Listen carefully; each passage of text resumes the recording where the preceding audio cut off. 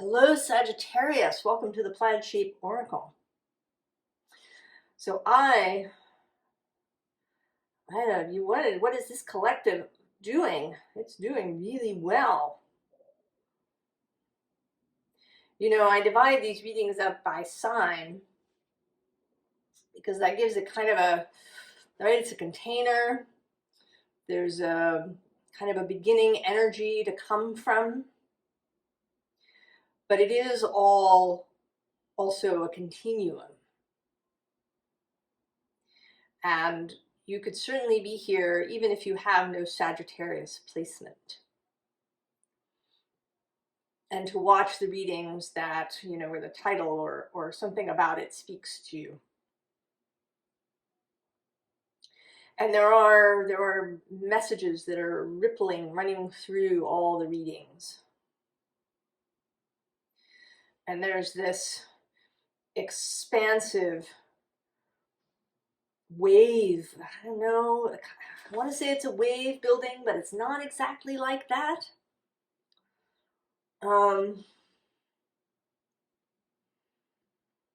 Right? Because it's not something that's going to recede again.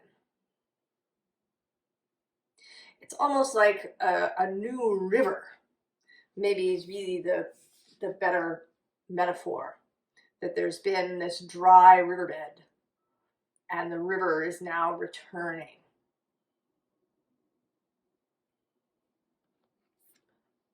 We begin here with your truth is powerful. And what this is here with this deer, this stag, and we have confirmation. I mean, the second card that came out from the Avalon deck is this deer.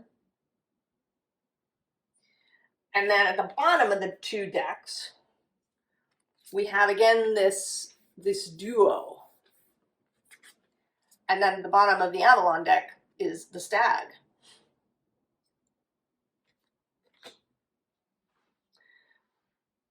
So someone or something is arriving for you, or to be with you, to be in some sort of co-creative relationship. This could be a person. It could be a new member of your fellowship, or a member of your fellowship that's really stepping forward, or maybe it's that you are in better communication with your fellowship or with your own wider self. So I think it's going to be different for everybody. It's sort of come up in different ways in the different readings.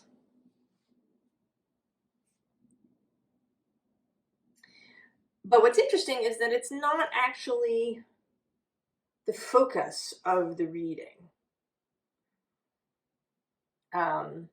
It reappears, but the focus of the reading is a change in your perspective on something, in your philosophy around material resources.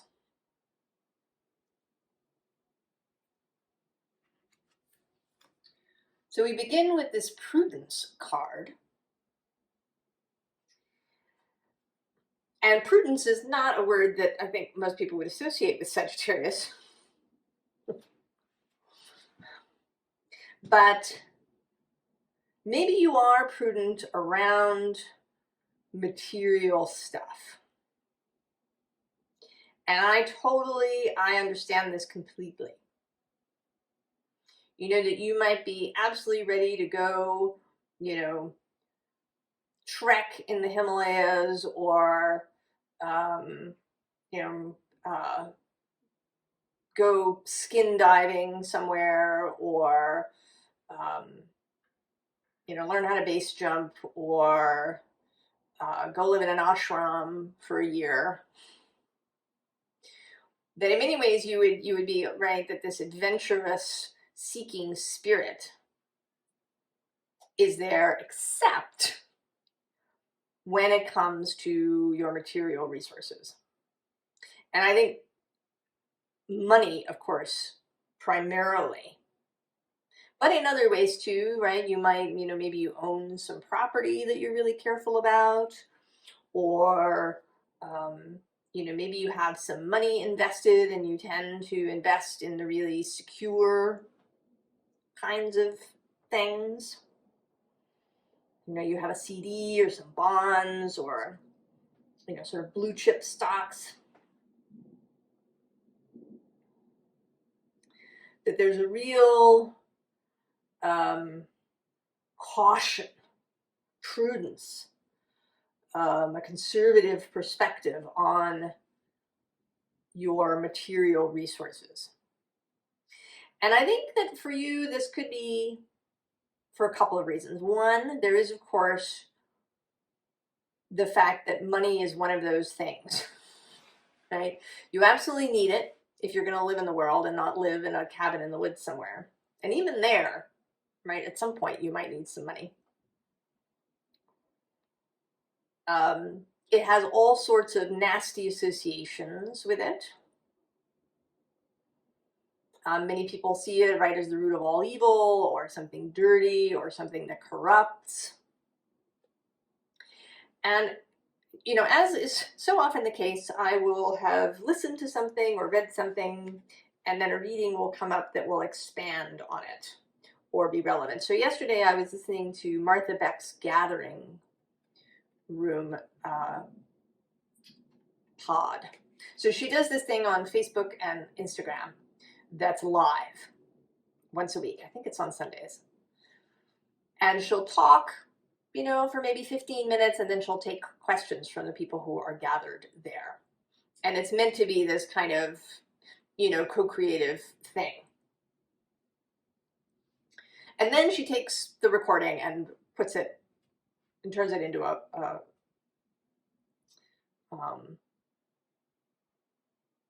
pod that you can listen to.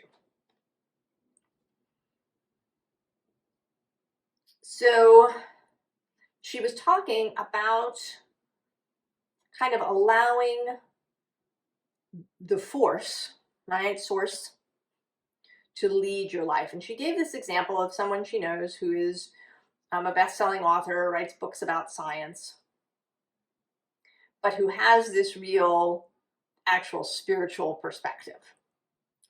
And how the two of them have together manifested things. And how that word manifesting, right, can really get people's back up. Right, and actually somebody later, once she was done talking, someone asked, said that they really hated the book, The Secret. Found it really icky, and, what was the truth around this? And Martha went on to answer about, how, manifesting from your true desires, from heart-based desires is different. And I actually wanted to disagree somewhat with this. I do think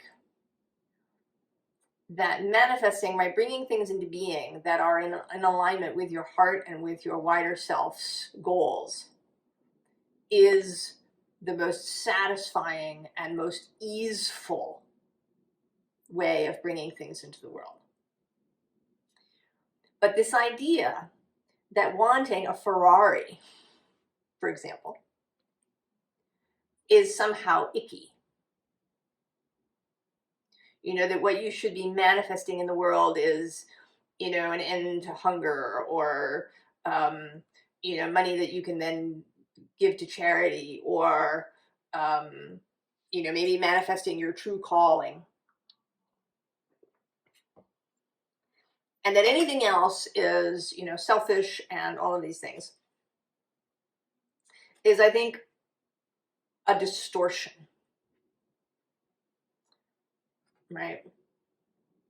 Because we have all sorts of stuff in our society that's old and, based on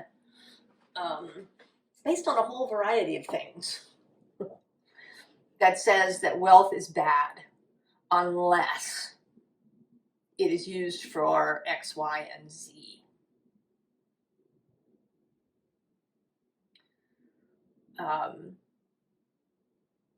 You know, or also our feeling that, you know, people who do what we see as bad things shouldn't profit or benefit through this. So that somehow only the virtuous should have, you know, abundance, right? And then we invented karma, right? So if you're poor in this life, clearly you did something shitty in the previous life, and now you have to make up for it before you can lead a good life again. And I say fie on all of that. I don't believe any of it. I think the universe wants to play. I think the universe sees no difference, judgmentally, between a Ferrari and a large donation to a charitable organization that you might make with your money. These are our judgments as human beings here on the planet.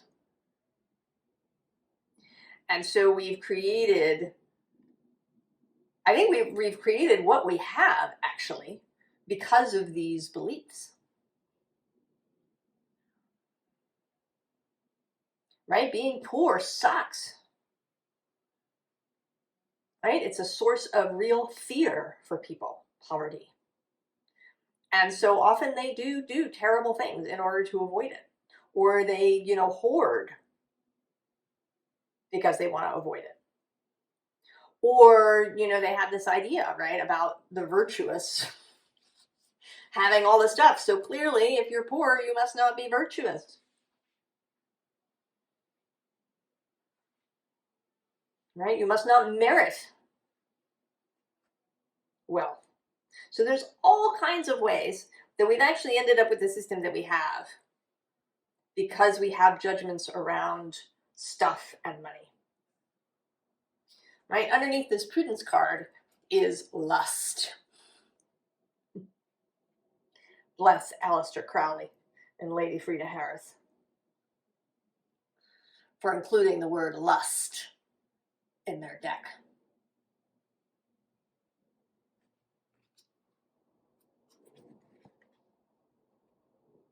And then actually under that is change and the Aeon, the new thing. And then at the bottom of the deck are the High Priestess, the Priestess, and Fortune.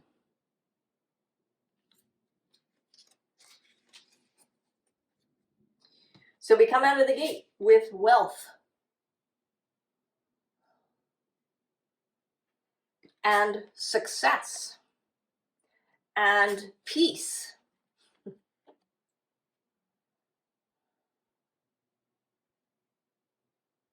Now this first card, wealth, is going to mean different things to different people. And it should absolutely include all of the things that are wealth. It should include an abundance of good relationships, a healthy body, you know, a wealthy outlook on life. But I think that it can also absolutely include material wealth that you can then use in any way that you want. And again, I do believe right here with this Fool that moving from this space of openness and wonder and heart-based appreciation for beauty and pleasure and fun, that this is where, you know, creation becomes joyful, when the universe comes to play.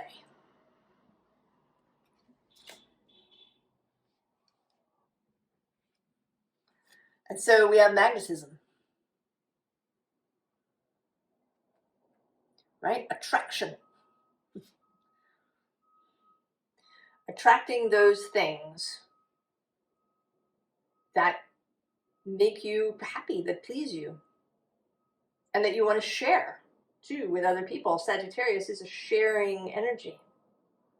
Now below this, we have this rock endurance energy, right? That's a virtue to endure. And it implies, you know, that there's going to be all sorts of stuff showing up. There's going to be hardship and privation and loss and, you know, storms and all sorts of things. And this tree and this rock will endure through all of that. I think that's an old story. I think that's an old story. You know, because at the bottom, we have this inner core card, right? It's like the structure changing. I don't want to say collapsing, but changing, right? This is like that river beginning to flow again.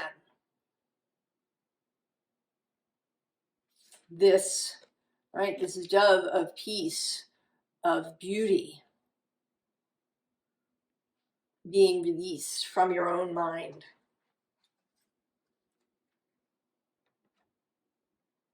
So what needs to be, oh, I don't want to use the word overcome.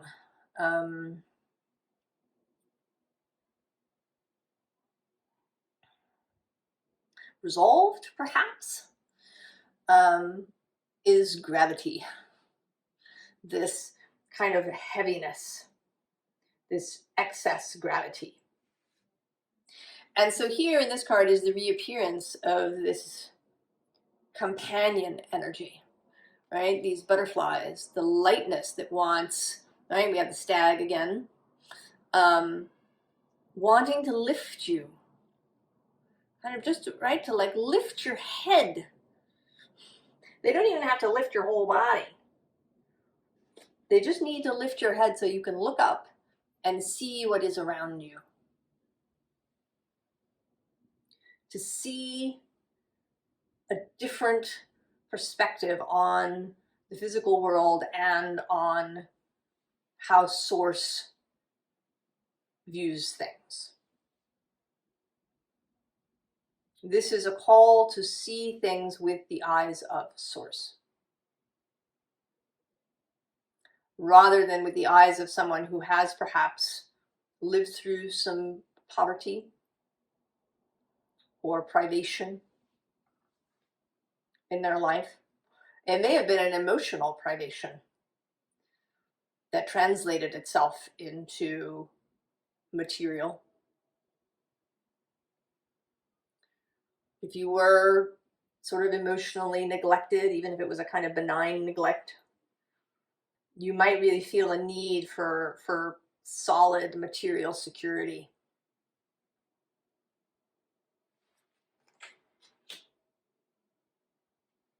So not to see with those eyes, but to see with the eyes of Source. And so then we have movement, the ability to move, and life, breath. Right? This seems it too, this taking real breaths, taking full real breaths for the first time. Right? Not feeling constricted around sort of the bottom half of your body.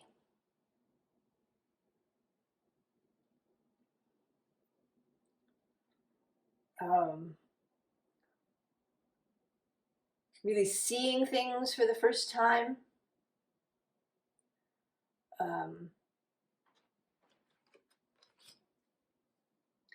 And that's kind of running through the readings too. And so we have this Page of Wands. I think this is you, the you that wishes to emerge. And at the bottom of this deck, we have the Queen of Pentacles. So an understanding of material resource. So, this is Sagittarius energy, which might not want to have a great deal of actual stuff. You might not want, $1 million in the bank.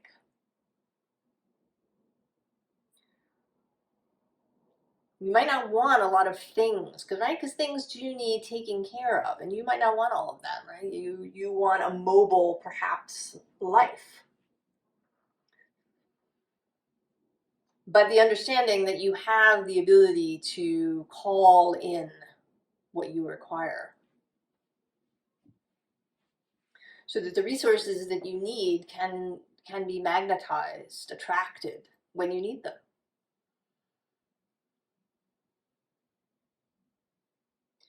And that is security, knowing that you have this skill, right? Knowing that you don't have to, right? You're going to leave behind this idea that you have to have this buried wealth in order to be secure. That there has to be this cushion, this nest egg of a particular size for you to be okay. Right? The Fool again. So this this boundless, optimistic, enthusiastic, right? Entheos, with God energy.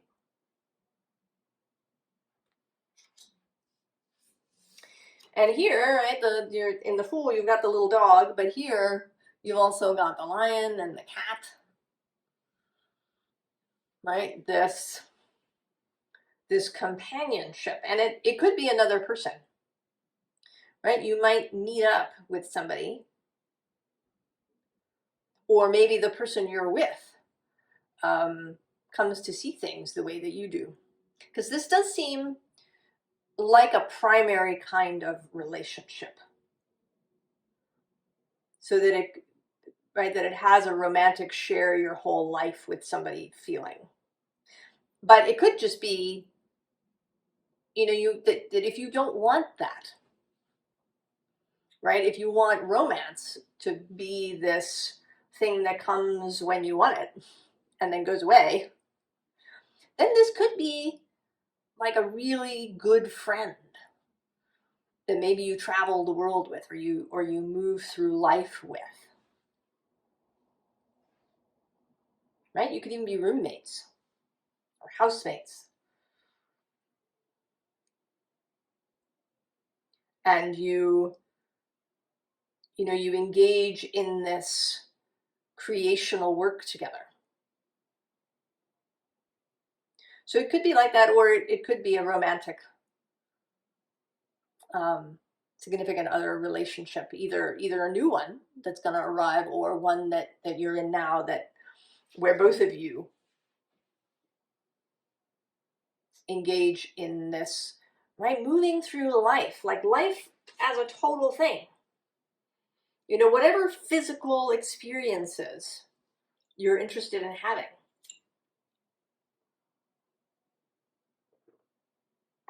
So that this would bring in material resources, right? Money, with which to buy things and pay for things and use. But it could also be, new projects, new volunteer opportunities that are really interesting, new things that you learn that arrive when you want them.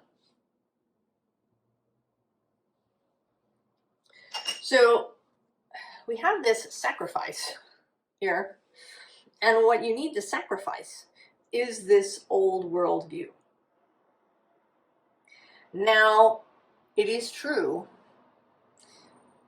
I mean, this is sort of a sacrifice because it might be a little wrenching to give it up. But also because it might mean that people will see you differently. Now, your people, of course, all of us here, I think, will see you, you know, as you are, as an exuberant, loving, generous person who would love it if everybody would live from their heart and we'd have a much nicer world. If they did. But they might see you, you know, perhaps as frivolous or selfish or whatever. And you'd have to just kind of deal with that. Right? Right? That's not your business. Right? There might be people who leave you. Right? It might be the sacrifice of some friendships that are based on lack and complaining about things. I have certainly had those. Relationships that were based on complaining about something together. That if we hadn't had X thing to complain about together, that we might not have had anything to talk about. And those relationships may go away. But at the bottom, we have this seer witness energy, which is this, right, this deer, this stag, this companion that is here to see you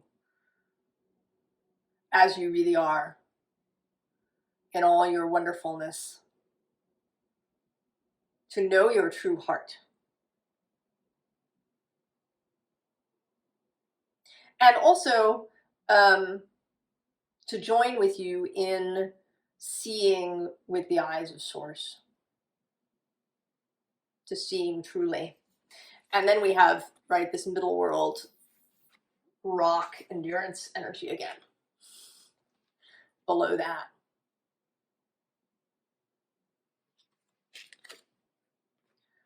So to see this as it really is, without this bubble.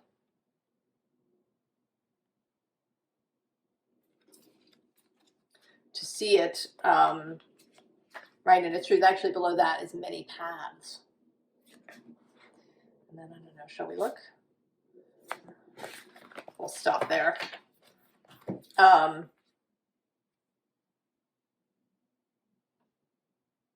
here with the sacrifice, right, there's this butterfly image of the soul retrieval. And then doubling down on that with the serpent of this transformational, right? You have to be willing, to go, right, to make the cocoon, and then to get out of it. And to no longer be the caterpillar and hang out with all your caterpillar friends.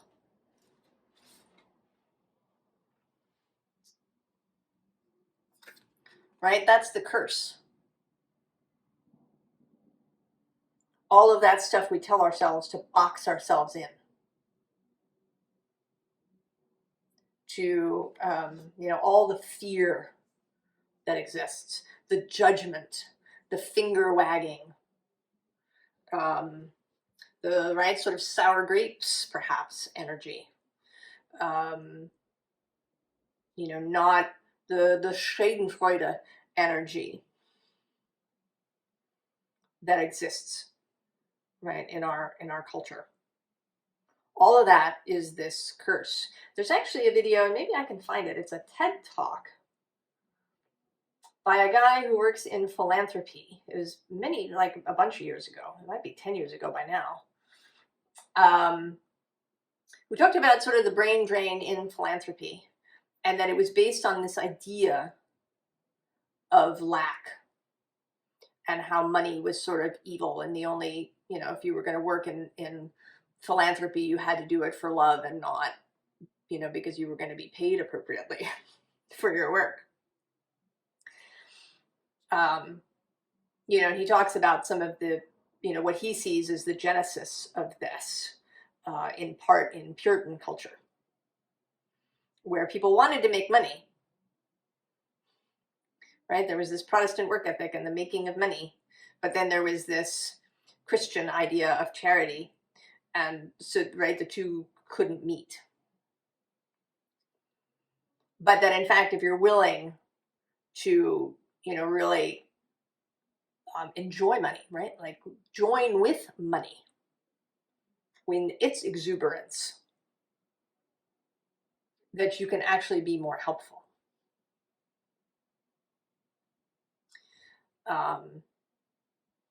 And so we have the hunter, right? To go for what you want, to not beat up on yourself about that, because you'd like to have really good food and wear beautiful clothes and, have beauty around you.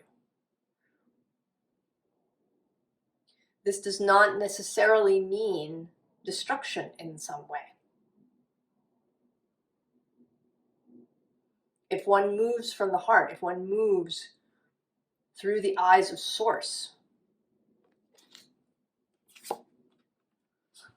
through the thunder, right?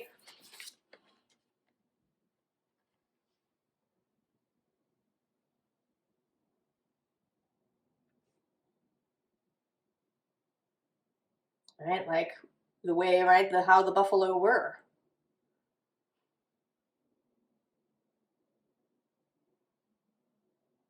Before fear and other, right, and fear before fear and a kind of dominant attitude about things destroyed them.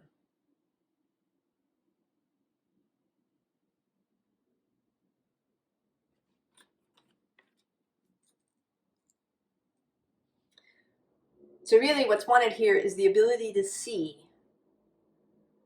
that this creative path of affluence, of this river flowing through, is not evil or bad, or, right, you're not going to end up with crappy karma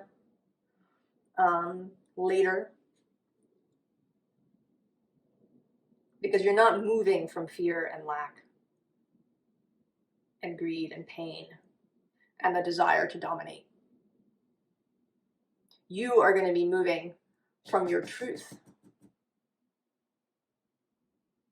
from joy, from wanting everybody to experience these same things.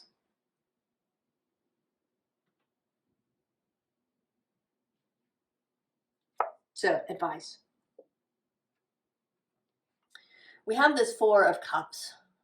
There's actually the first sort of three cards are kind of troublesome things that might come up, right? There's this Four of Cups, which always, right, this feels like childhood. So childhood things that may interfere with you. And then we have the Seven of Swords. So all the ways that we tell ourselves things in our heads. Maybe even things you were told as a child. Who do you think you are? You're getting too big for your britches. You're you've betrayed your class. Right, you're a class traitor. That's not for the likes of us. We don't ask nobody for anything.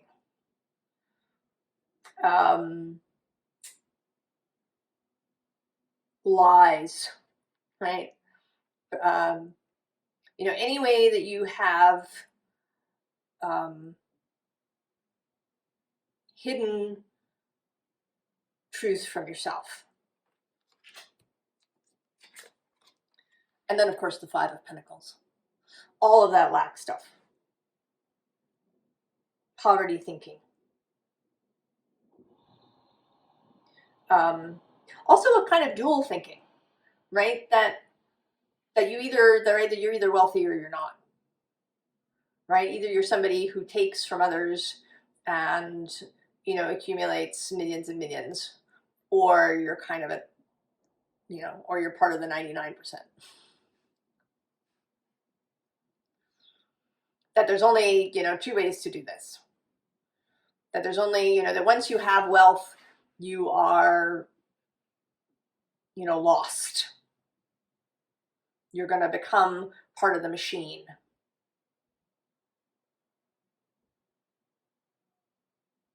But it doesn't have to be that way. That's only one possibility.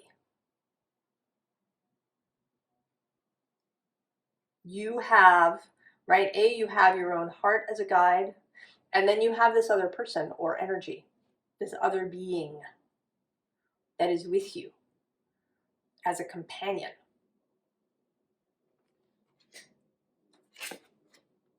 And so we have the Lovers.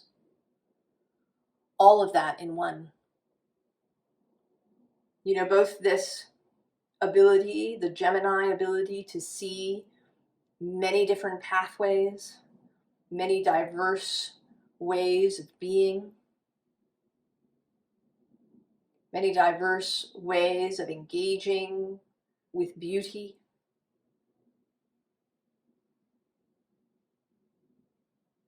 And then there's the unifying, hieros gamos, holy marriage, the ability to hold opposites together, to integrate your earthly self with your wider self, to integrate the mundane with the spiritual and the sacred with the profane. And then also to be with another in a loving, mutually respectful, and co-creative relationship.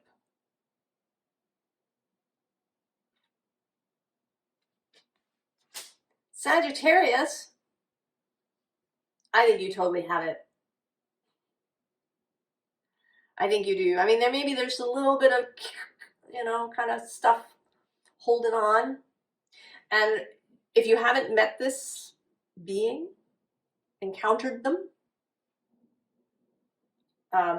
it may be that sort of helps you over that last bit, that helps you really release whatever this is that maybe you've been holding on to.